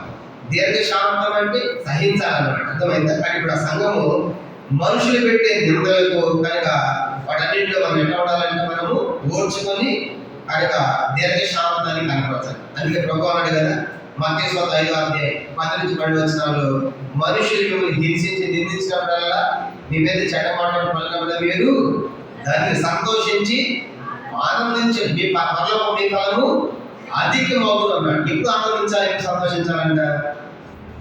మనుషులు నిందించి హింసిస్తే చెడ్డ మాటలు పలుకుతూ ఉంటే మనం ఓర్చుకుంటామా? నన్ను ఆ మాట అంటామని చెప్పేసి ఎంత బాధపడతాం. చెడ్డ మాటలు అంటే హింసిస్తే కనుక ఆ ఓర్చుకుంటేనే పట్టుతాం. అదే మాట కనుక అట్లా అన్నప్పుడు నేను ఓర్పు కనపడాలి, నేను దీర్ఘశాంతం కనపడాలి. నేను నిందిస్తారు, హింసిస్తారు, నీ మీద చెడ్డ మాటలు పలుకుతారు. అప్పుడు నువ్వు మౌనంగా ఉండి ఓర్చుకుంటావా? అసలు ఎంతకాలం ఓర్చుకోగలవాడు? అది సోమలేటికి వెంట కాలం నీళ్ళు వచ్చేస్తాం. మనం రెండోది ఎందుకనే సగం కదా నీ మాట అనేస్తాం. అంటే మన లోపల ఏం లేదు చెప్పండి, ఓర్పు లేదు, దీర్ఘశాంతం లేదు. పౌలు గారు దానికోసం ప్రార్థిస్తారు. పౌలు సంఘము వాళ్ళు ఎన్ని నిందలు వచ్చిన వాళ్ళకి ఎన్ని మాటలు ఎన్ని చెడ్డ మాటలన్నా వాళ్ళు ఓర్చుకోవాలి, వాళ్ళకి దీర్ఘశాంతం ఉన్నట్లు చెప్పిన ఏ సంఘం అది కొలస్సీ. ఇంత లోతైన ప్రార్థన పౌలు గారు కొలస్సీ సంఘం కోసం మనం చూస్తాం. అర్థమైందా? కానీ 5వ సంఘం ఏంటంటే వాళ్ళు పూర్ణమైన ఓర్పు దీర్ఘశాంతాన్ని వాళ్ళు ఏం చేయాలంట కనపరచాలి. అంటే 1 కొరింథీ పత్రిక 13వ అధ్యాయం, 1 కొరింథీ పత్రిక 13వ అధ్యాయము 4వ వచనం చూడండి. 1 కొరింథీ 13:4 చదువుదాము. మనకు ఆ దీర్ఘశాంతం ఉండాలి. 1 కొరింథీ 13:4 ప్రేమ దీర్ఘకాలం సహించును, దయ చూపించును, ప్రేమ మచ్చరపడు, ప్రేమ నమ్మకంగా ప్రవర్తింపదు. అది ఇంకొక కనుక ప్రేమ దీర్ఘకాలము సహించు కనుక దీర్ఘశాంతం ఉండాలండి. ఇప్పుడు ఏంటంటే కొంతమంది శాంతం అనే పేరు మన దగ్గర కూడా ఈ శాంతం కాదు, వాళ్ళకి శాంతమే ఉంటుంది. అర్థమైందా? మనకు సంతోషం అని పెడతారు, ఎక్కువ సంతోషం ఉంటుంది. వాళ్ళకి స్వార్థం అంటారు, ఎక్కువ స్వార్థం చెప్పదు. అర్థమైందా? అందరూ కూడా పేరు కానీ అందరు కూడా కానీ వాటితో మాట్లాడు నేను గెటాలు చెప్తాను. మనకు దీర్ఘశాంతం అంటే శాంతమే ఉంటుంది. కానీ ఇప్పుడు వాళ్ళ సంఘానికి ఏం కావాలంటే దీర్ఘశాంతం కావాలి, ఇంకా ఓర్పు కావాలి. అర్థమైందా? ఇవన్నీ కూడా ఏ ప్రార్థనలు అండి? ఈ ప్రార్థన చేసామా? ప్రభా నువ్వు ఓర్పు దయచే ప్రభా అంటే ప్రభా నాకు కాపు దయచే ప్రభా, మా అబ్బాయి పాస్ అవ్వాలి ప్రభా, ఇల్లు కట్టాలి, ఈ ప్రార్థన చేస్తాం. ఎప్పుడో నాకు దీర్ఘశాంతం చేసే ప్రార్థన నేను ఓర్చుకోవాలని చేసేవా? ఇవి ఆత్మ సంబంధమైన ప్రార్థన. పౌలు చేసే ప్రార్థన ఇవి భౌతికమైనవి కాదు. నేను భౌతికమైన చేయదని చెప్పడం లేదు, చేయాలి. అయితే దానికంటే చాలా ప్రాముఖ్యమైన ప్రార్థన ఎట్లా ఉండాలి? ఇవి పౌలు గారు చేసి ఇవన్నీ ఎదగలి సంఘం. ఇక్కడ ఐదవదిగా ఈ పౌల సంఘము ఆనందంతో కూడా పూర్ణమైన ఓర్పుకుండా దీర్ఘశాంతరాలు చేసే ప్రార్థన ఐదవదిగా మనకు కనబడుతుంది. చూడండి తొందరగా ముగించేద్దాం. కొలస్సీ పత్రిక మొదటి అధ్యాయం 6వదిగా ఇంకేమైనా ప్రార్థిస్తున్నాడు 6వ సంగతి. ఆ తర్వాత కొలస్సీ పత్రిక మొదటి అధ్యాయం 9 నుంచి 12 వచనాల్లోనే 6వ సంగతి, ఆయన మహిమ శక్తిని బట్టి సంపూర్ణ బలంతో బలపరచబడవలేను.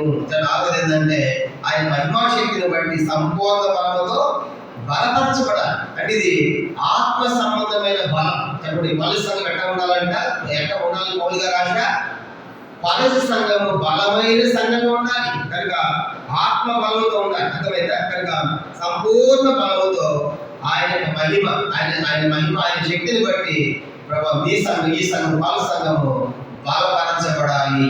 ఇదే బలం అంటే ఆత్మ సంబంధమైన బలం. కాబట్టి ఇది పౌలు గారు చేసే ప్రార్థన. కానీ ప్రభు నేను ఆత్మీయంగా బలపడాలి. కానీ ఇప్పుడు ఎట్ట వస్తుంది బలం ఎట్ట వస్తుందంట? యెషయా గ్రంథం 4వ అధ్యాయం 31వ వచనంలో యెషయా 4:31 యెహోవాకు ఎదురు చూసి వారు నూతన బలము పొందుదురు. గమనించామంటే దేవుని కోసం ఎదురు చూసినప్పుడు మనం పొందుతాం. ఎదురు చూడటం అంటే ప్రార్థన ద్వారా బలం. ఇంకోటి బలం ఎట్లా వస్తుంది? మొదటి యోహాను పత్రిక వాక్యము ద్వారా బలం. మొదటి యోహాను పత్రిక 2వ అధ్యాయం 14వ వచనం. మొదటి యోహాను పత్రిక 2:14 చిన్నపిల్లలారా మీరు తండ్రి ఎరిగినారని మీకు రాయించున్నాను, తండ్రులారా మీరు ఆదరణ ఎరిగినారని రాయించున్నాను, యవనస్తులారా మీరు బలవంతులు దేవుని వాక్యం యందు నిలుచుచున్నది.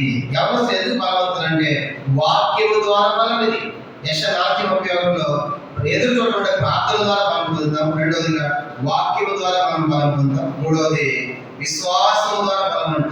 రోమపత్రిక 4వ అధ్యాయం 22 వచనాలు. రోమిలకు రాసిన పత్రిక 4వ అధ్యాయం రోమపత్రిక 4వ అధ్యాయం 20 వచనం. అవిశ్వాసం వల్ల మీకు వాగ్దానము సందేహముగా దేవుని మహిమపరిచి ఆయన వాగ్దానం చేసిన నెరవేర్చుటకు సముద్రుడిగా విశ్వాసం వలన బలము పొందాను. చెప్పండి, బలం ఎట్లాంటి బలం అంట? యెషయా 4:31లో ఎదురు చూడబడే ప్రార్థన ద్వారా బలం.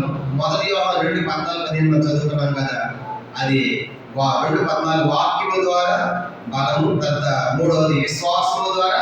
ఇప్పుడు అంటే పలుసు సంఘం ఎట్లా ఉండాలి పౌలు గారు ఆశపడుతున్నాడు? ఇది ఆత్మ సంబంధమైన బలం కలిగి ఉండాలి అని వాళ్ళ కోసం ప్రార్థన చేస్తున్నారు. ఇది 6వ సంగతి అండి.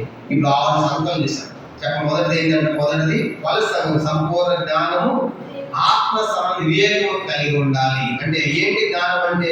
ఆయన ఆజ్ఞలను భయభక్తులు కలిగి దుష్టాత్మలను విడిచి జీవించాలని కోరుతున్నాడు. రెండవదిగా ఆయన చిత్తమును సంపూర్ణంగా గ్రహించి ప్రతి సత్కార్యంలో సఫలం అవ్వాలంటే ఆయన చిత్తాన్ని పరీక్షించి తెలుసుకొని ఆయన చిత్తానుసారంగా జీవించి పరిశుద్ధంగా జీవించి వాళ్ళు చేసే ప్రతి పనిలో సక్సెస్ఫుల్ అవ్వాలని ప్రార్థన చేస్తున్నాడు. మూడవదిగా దేవుని గురించిన జ్ఞానం పొంది దాంట్లో వాళ్ళు ఎదిగి ఆయన తెలుసుకోవాలని ప్రార్థిస్తున్నాడు.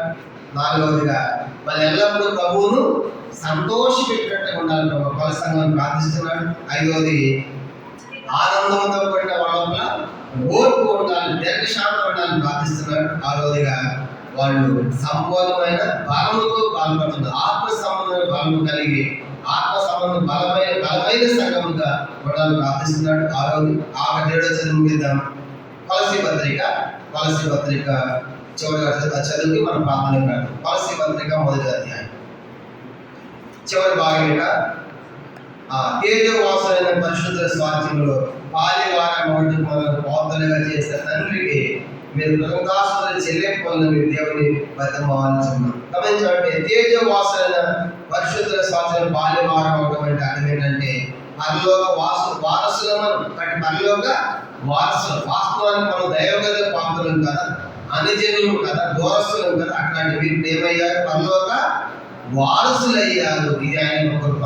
దాన్ని బట్టి మీరు ఏం చేయాలంటే ఎల్లప్పుడూ దేవునికి మీరు ప్రాధాన్యత అది మర్చిపోవద్దు. కనుక మీరు పరలోక వారసులు కనుక ఈ వారసులు కాదు, తేజోవాసులైన పరిశుద్ధ స్వాస్థ్యం అంటే మీరు పరలోక వారసులయ్యారు కనుక పరిశీలాలి. కాబట్టి ఈ సంగతి మీరు ఎన్నడూ మర్చిపోకూడదని పౌలు గారు చేసిన ప్రార్థన జ్ఞాపకం చేయబడుతుంది. కాబట్టి మరి ఇది మనం కూడా ఈ 7 సంగతులు క్రైస్తవ సంఘం కలిగి ఉంటారు. ఎందుకంటే ఈ దినాల్లో మొట్టమొదటి సంపూర్ణ జ్ఞానం లేదు, సంఘాలు వివేచన లేదు. రెండవది మనం గమనించినప్పుడు దేవుని చిత్తాన్ని చేయడం లేదు. మూడవదిగా దేవుని తెలుసుకున్నాం కానీ దాంట్లో అభివృద్ధి, ఆ జ్ఞానం కొద్ది అభివృద్ధి చెందడం, ఎదగడం లేదు. నాలుగవదిగా ప్రభువుని సంతోష పెట్టకుండా మనుషులు సంతోష పెడుతున్నాం. ఐదవదిగా మనలో ఓర్పు లేదు, దీర్ఘశాంతం లేదు. ఆరుగా గమనించినప్పుడు ఆత్మ సంబంధమైన బలం లేదు.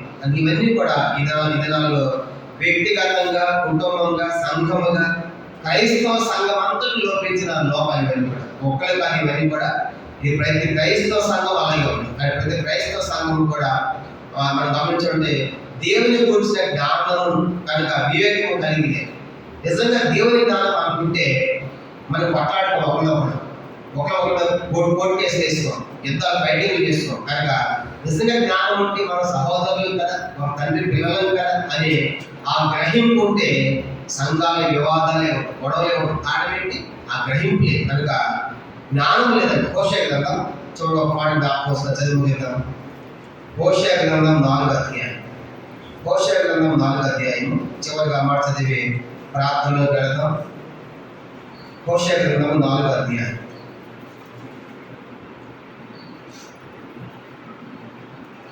హోషేయ గ్రంథం 4వ అధ్యాయం చూడండి.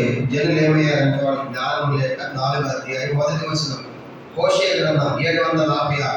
ఇశ్రాయేలు వారు యెహోవా మాట ఆలకించి సత్యమును కనిపెరము దేవుని గూర్చిన జ్ఞానము లేకపోవట చూచి యెహోవా దేశ నివాసులతో వ్యాజ్యం ఆడుచున్నాడు. అది ఏం లేదంట, దేవుని గురించిన జ్ఞానం లేదు. ఇంకో మాట అంటాడు, నా జనులు జ్ఞానం లేక నశించుచున్నారు అంటాడు. ఇదే హోషేయ గ్రంథంలో నా జనులు ఏం లేదంటే వారి లోపల జ్ఞానం లేక. చూడండి హోషేయ గ్రంథము 4వ అధ్యాయం 6వ వచనం చూడండి. నా జనులు జ్ఞానము లేని వారై నశించుచున్నారు. కానీ ఈరోజు మనం అది చాలా ప్రాముఖ్యం. కానీ సంఘాల్లో ప్రతి ఒక్కరికి దైవ జ్ఞానం ఉండాలి. కనుక దైవ జ్ఞానం అంటే ఆయన జ్ఞానం అంటే చూసాం కదా, ఆయన కట్టలను పైకొనాలి, ఆయన భయభక్తులు ఉండాలి, దుష్టాన్ని నుంచి అలాగా జ్ఞాన వివేకాలు కలిగి సంఘంలో వాళ్ళంతా జీవించాలని పౌలు కోరుతున్నాడు. ఇది ఎంత పెద్ద ప్రార్థన అంటే ఇప్పుడు నేను చెప్పడం దాదాపు గంట పట్టింది. కనుక ఎంత లోపల వెళ్ళి ప్రార్థన చేస్తున్నాడు పౌలు గారు. కనుక ఎంత భారమైన లోపల ఉంది. ఇది బైబిల్ ప్రార్థనలు కాదు, కానీ పౌలు గారు చేసే ప్రార్థన. అంటే ఇలాగే ఆత్మ సంబంధమైన ప్రార్థన మీరు మనం కూడా చేస్తారు. అది పౌలు గారు పాలసీ కోసము మొట్టమొదటిగా ఆయన ఎవరి కోసం ప్రార్థించాడంటే చూడని ముఖము చూడని కొలసీల కొరకు ప్రార్థించుకు ఆ సంస్థ పరిశుద్ధులు కాబట్టి ప్రార్థించాడు. రెండవదిగా ఎప్పుడు ప్రార్థించాడు? ఆయన ఎల్లప్పుడూ మానవుడు ప్రార్థించాడు. మూడవది ఎలా ప్రార్థించాడు? వాళ్ళ కోసము ప్రతిమలాడుతూ ప్రార్థించాడు. ఏమై ఉండాలని ప్రార్థించాడంటే ఇప్పుడు 7 సంగతులు చూశాను. బట్ ఆ 7 సంగతుల్లో ఒకటి వాళ్ళు జ్ఞానంతో నింపబడాలి, వివేచనతో ఉండాలి. రెండోది దేవునికి చిత్తాన్ని జరిగించే వారు ఉండాలి. మూడోది దేవుని తెలుసుకున్నారు కానీ కాబట్టి ఎదగాలి వాళ్ళు. నాలుగవది ప్రభువుని సంతోష పెట్టాలి. ఐదవదిగా వాళ్ళు ఓర్పు దీర్ఘశాంతం కలిగి ఉండాలి. ఆరవదిగా ఆత్మ సంబంధం బలవాలు కలిగి ఉండాలి. ఏడవదిగా మేము పరలోక వారసులు అనే గ్రహింపు వాళ్ళు కలిగి దేవుని స్తుతించాలి అని వాళ్ళు చేసే ప్రార్థన మనకి జ్ఞాపకం చేయబడుతుంది. అలాగే మనం కూడా ఈ ఉదయకాలము మరి ఈ విజ్ఞాపన ప్రార్థనలు అనేకల కొరకై మరి పౌలు గారు చేసినట్లుగా మనం తెలియని వారి కొరకు కూడా సమస్త పరిశుద్ధుల కొరకు కూడా మనము ప్రార్థన చేయాలి. ఎప్పుడు ప్రార్థన అంటే మన కుటుంబం మన సంఘం మనకే కాకుండా మరి ఎంతో మంది అక్కర్లో ఉంటున్నారు. వాళ్ళందరి కొరకు కూడా మనం ప్రార్థన చేయడానికి ప్రభు తన మనకు దయచేది కాదు. ఆమె ప్రభు వాక్యాన్ని దీవించిన కాదు. సమయంలో మరి జ్ఞాపకం పెట్టుకోండి. కొన్ని మనవులు ప్రార్థన చేయండి. ఎప్పుడు ప్రత్యేక ఎదురు ప్రార్థన చేయండి. అక్కడ జరిగే పరిస్థితుల్లో ప్రార్థన చేయండి. ఆగస్టు 15 మరి యూత్ రిట్రీట్ ఉంటుంది, దాన్ని ఎప్పుడో దానికి ప్రార్థన చేయండి. 26వ తారీఖున చైతన్య గిరిగాల్లో సహోదరుల మరి రిట్రీట్ ఉంది, దాన్ని ప్రార్థన చేయండి. మరి మన సంఘంలో కేసులు తొలగించబడి పరిపూర్ణమైన సమాధానం సేవ జరిగినట్టు ప్రార్థించండి. తర్వాత కొంతమంది గర్భవతులు ఉన్నారు, మరి నిరీక్షణ ప్రార్థన చేయండి. దీంతో కూడా ప్రార్థన చేయండి. తర్వాత కొంతమంది అనారోగ్యులు ఉన్నారు, పేషెంట్లు కనుక మరి ఆహారంలో ఉన్నారు, యాదగిరి అరుణక్క ఇలాగా మనకు తెలుసు కనుక మరి ప్రత్యేకంగా సువార్త గారికి మన శంకర్ ఆయన ప్రార్థన చేయండి. సత్వసినట్లు కానీ ప్రార్థించే అనారోగ్యం. తర్వాత ఇంకా మరి సంఘం క్షేమాభివృద్ధి చెందాలి. నిరంతరం కూడా చాలా నూతనమైన వ్యక్తులు వస్తున్నారు. వాళ్ళందరూ సంఘంలో స్థిరపరచబడాలి. కనుక దేవుడు సంఘాన్ని కలుపునట్లుగా, సంఘం యొక్క సరిహద్దులు విశాలపరచబడినట్లుగా ప్రార్థన చేయండి. ఇంకా అలాగా మరి కొంతమంది అనారోగ్యులు ఉంటున్నారు. కనుక నిశ్చితంగా ప్రార్థన చేయండి. తర్వాత చిన్న భావాన్ని, పెద్ద భావాన్ని దేని విషయంలో తెలిసిందే. తర్వాత గృహాలు మించిన వాళ్ళు ఉంటున్నారు. మరి స్వార్థ గారి గృహం, మరి సోదరి ప్రసాద్ వాళ్ళ గృహం కూడా నిర్మాణం పూర్తయినట్లు ప్రార్థించండి. తర్వాత మరి అలాగే సంఘంలో మరి బాప్తిజం తీసుకుని ఎవరి బిడ్డల కోసం ప్రత్యేకంగా ప్రార్థించండి. హాస్టల్ చదువుతున్న బిడ్డలు బాగా ప్రార్థించండి. ఇలాగ కొన్ని నిమిషాలు మనము మరి 12 అవుతుంది. దాదాపు 2 గంటల వరకు ప్రార్థన మనం కొనసాగిస్తాం. కాబట్టి ఇంకా మీ మనవలు ఉంటే స్లిప్లు ఉన్నాయి కనుక ప్రింట్ చేసి వాటి మీద రాసిచ్చినట్లయితే వాటితో మనము ప్రార్థన చేస్తాం. అలాగా చెప్పండి, వాక్య వెలుగులో విజ్ఞాపన అనేది కనుక ముఖము చూడని వారి వరకు పౌలు గారు ఆ సంఘం ఎప్పుడు పోయినా ఆ సంఘమే పౌలు గారికి పరిచయం లేదు. విని వాళ్ళ కోసం ప్రార్థన చేయండి. అర్థమైందా? ఎప్పుడు ముఖం చూడని సంఘం కోసం ఎంత భారం ఉంది, ఎంత పోరాటం, ఎంత ఆరాటం పౌలు గారి కూడా మనం చూస్తాం. అలాగా తెలియని వారి వరకు అంతా పౌలుగా ప్రార్థన చేస్తే ఇంకా తెలిసిన వాళ్ళ కోసం ఎంత మనం ప్రార్థన చేయాలి. అలాగే మనము ప్రార్థన చేయడానికి ప్రభు మనకు సహాయం చేయాలి. మొదలు పెట్టండి. ఒక సహోదరుడు కనుక బ్రదర్స్ ఎవరైనా లేకపోతే మీ సహోదరుడు మొదలు పెట్టచ్చు. ప్రార్థించండి. మొదలు పెట్టండి.